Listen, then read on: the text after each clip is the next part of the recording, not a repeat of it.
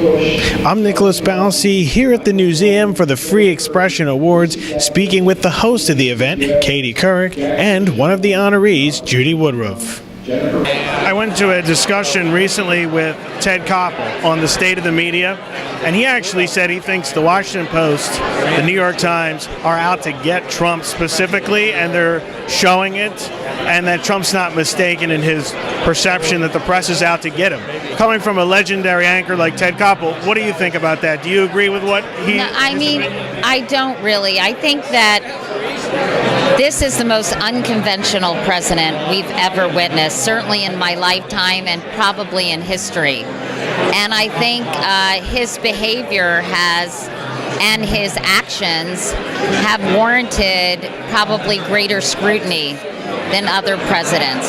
So I don't agree with that.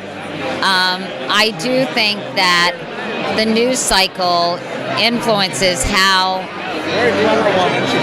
administrations and politics are covered now, but I think there's some great journalism going on. I would love a few more really deep and thoughtful policy discussions, and maybe a little less time devoted to the tweet of the day or the obnoxious behavior. And certainly on cable, it's become talk radio with heads because everyone's giving their opinion, and that's a new thing, and I think it's further polarizing the country. But I think that's what's happening right now, and but I think I would say by and large, journalists are doing an incredible job under very difficult circumstances when they're maligned every day and ridiculed and mocked. And so I really admire people who are in the trenches and won't give up. He thinks that the commentary and the objective reporting is being blurred too much by those papers and others in the media.